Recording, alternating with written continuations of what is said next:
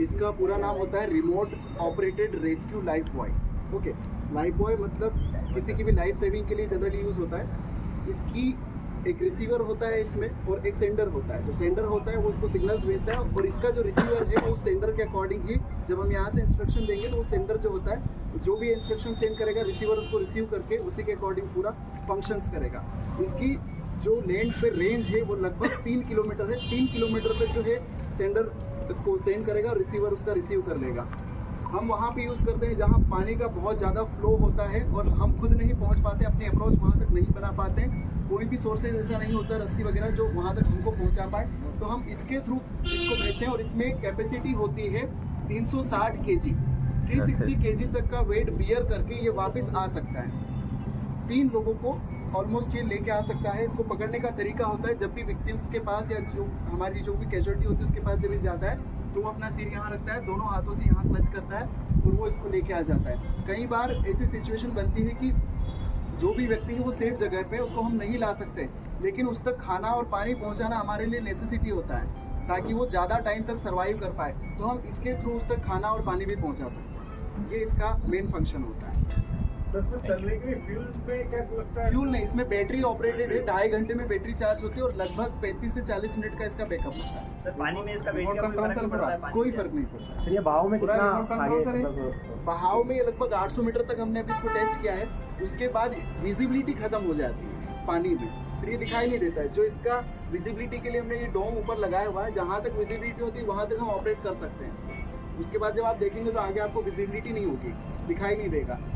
तो जब zero visibility हो जाती है तो हमको इसको वापस रिटर्न करना पड़ेगा। ये है लाइफ बॉय। जब कोई व्यक्ति बचता हो तो अपन इसको रस्सी में बांध के फेंक के बचा सकते हैं। इसकी कैपेसिटी होती है 6 व्यक्ति भी अगर इसको डूब रहे पकड़ लेंगे तो बच जाएंगे। लेकिन इसका एक तरीका होता है इसको पकड़ने का। अगर ऐसी सिचुएशंस कभी भी बने तो ऐसा नहीं कि हमारे पास 3 व्यक्ति हो और तीनों के तीनों उसकर झूम पड़े, ठीक है।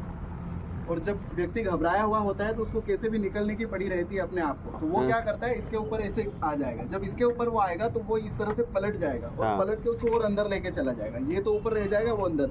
तो इससे आपको सिर्फ एक सपोर्ट लेना होता है। वो होता है ना डूबते के लिए तिनके का सहारा, तो आपको सिर्फ इतना एक सपोर्ट लेना है। आपको एक सपोर्ट मिल जाएगा। हमें जीने के लिए सिर्फ इतना ऊपर होने की आवश्यकता होती है। इतना ऊपर है तो आप सर्वाइव कर पाएंगे। उसके बाद आप तक हेल्प पहुंच जाएगी। अगर ये पहुंच गया तो हेल्प भी पहुंचेगी, ठीक है।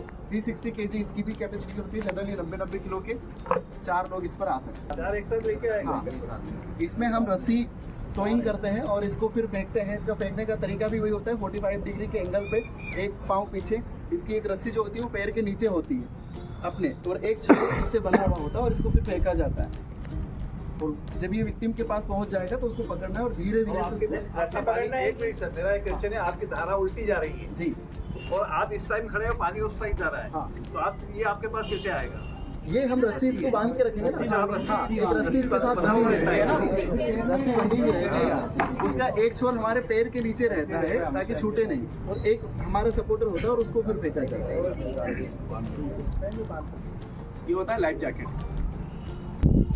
120 kg वेट बियर कर सकता है और 72 आवर्स तक बहुत ही दक्ष इफिशिएंसी से काम करने के लिए। 72 आवर्स के बाद ऐसा नहीं कि एकदम नीचे लेके चला जाएगा, थोड़ी सी इसकी कैपेसिटी कम होती है। धीरे धीरे पानी जो होता है इसके जितना भी फोम है उसको थोड़ा सा डीएक्टिवेट करना शुरू कर देता है आफ्टर 72 आवर्स। ओके, जनरली हम ये कहते हैं कि कितना भी अच्छा तैराक हो, अगर वो बोट में जा रहा है तो उसको ये पहनना ज़रूरी ही होता है। फिर हम एक चीज़ सिखाते हैं कि अगर आपको स्विमिंग बहुत अच्छी आती है और आपकी कैपेसिटी है कि आप 1 किलोमीटर तैर सकते हैं, तो आपको ऐसा नहीं कि मैं 1 किलोमीटर तैर जाऊंगा तो 1 किलोमीटर ही चला जाऊंगा, क्योंकि वापस आना भी है।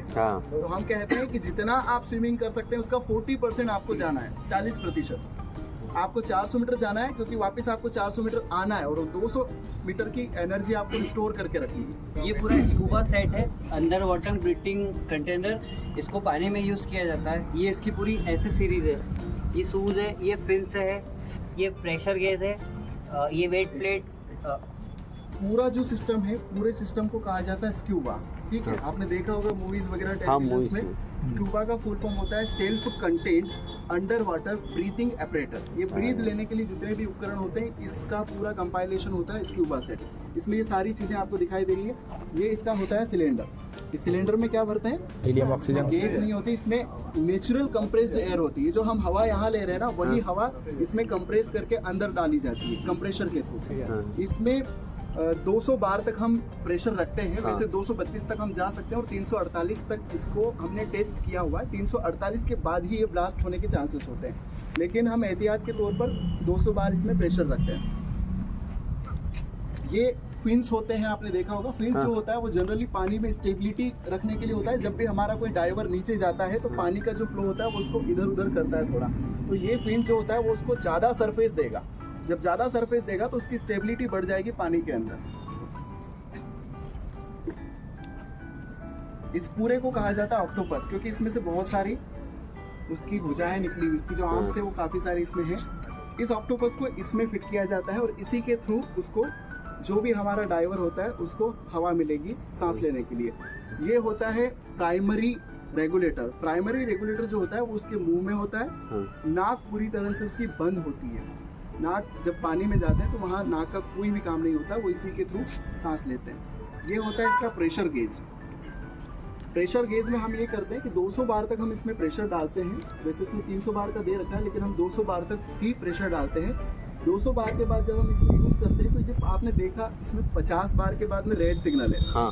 तो जैसे ही ये 50 बार पे पहुंचता है, हमारा जो डाइवर नीचे काम करने वाला होता है वो ऊपर आना शुरू कर देता है। क्योंकि ऊपर जब वो बिल्कुल ज़ीरो पे जाएगा उसके बाद हवा ख़त्म हो जाएगी तो उसको ऊपर आने में टाइम लगता है। हर 2-3 मिनट के बाद हमको रुकना पड़ता है पानी के अंदर। डिकम्प्रेशन सिकनेस होगा तो उसको हमको वापस जितना, आपने देखा होगा जब पानी के अंदर जाते हैं तो कान पे बहुत ज़्यादा प्रेशर पड़ता है।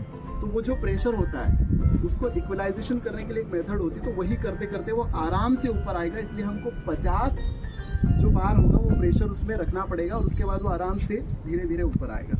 ओके सर, जैसे कि ये आपने बोला 200 तक भर सकते, हाँ। तो इसका टाइमिंग कितना रहेगा? अराउंड 40 मिनट्स, 40 मिनट तक। अच्छा, ठीक है।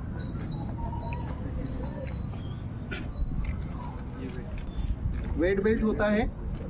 ये वेट बेल्ट आप एक चीज़ आती है कि वेट बेल्ट की ज़रूरत है। वैसे तो वैसे ही पानी में अंदर चला जाएगा, 50 किलो वैसे ही इसमें वजन है तो पानी उसको अंदर ले जाएगा, लेकिन इसमें हवा भरी हुई है तो वो उसको थोड़ा सा तकलीफ होगी अंदर जाने में। तो ये जो वेट बेल्ट होता है, ये जनरली हम ये कहते हैं कि जितना भी आपका शरीर का वेट है उसका 5% वेट आपको लेके जाना है, ताकि पानी के अंदर आप आसानी से जा सकें, स्टेबिलिटी आपको मिल सके। ठीक है, अगर कोई 100 kg का पर्सन है तो 5 kg, 80 का है तो 4 kg।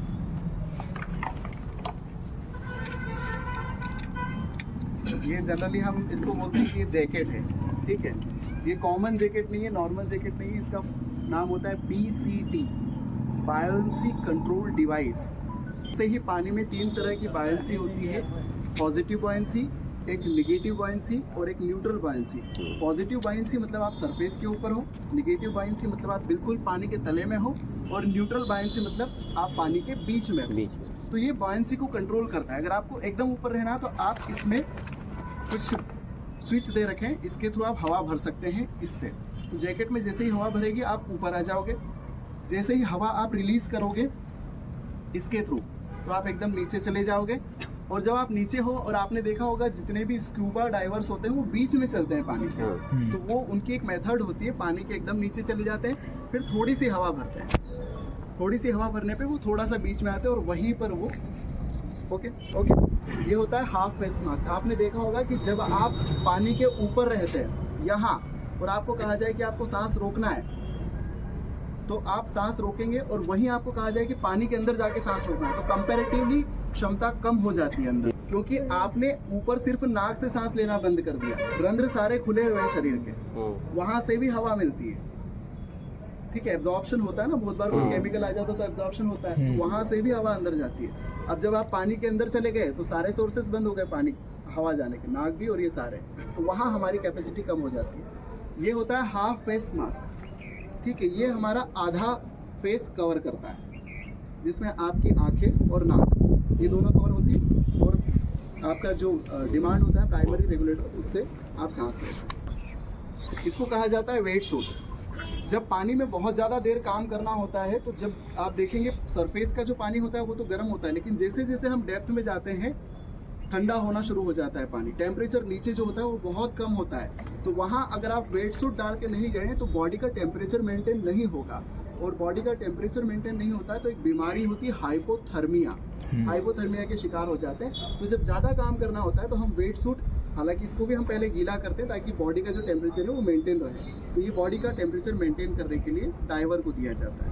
ये नॉर्मल शूज़ होते हैं, जब आपको कम डेप्थ में काम करना होता है तो ये शूज़ होते हैं। कम डेप्थ में आपकी स्टेबिलिटी मिल जाती है वेट बेल्ट से, लेकिन जब आप ज़्यादा पानी में जाते हैं, फ्लो थोड़ा सा ज़्यादा है, तो आपको पिन्स लगाने पड़ेंगे ताकि ज़्यादा सरफेस मिल सके और ज़्यादा स्टेबिलिटी। ये नॉर्मल आपके कांटे वगैरह उनसे बचने के लिए।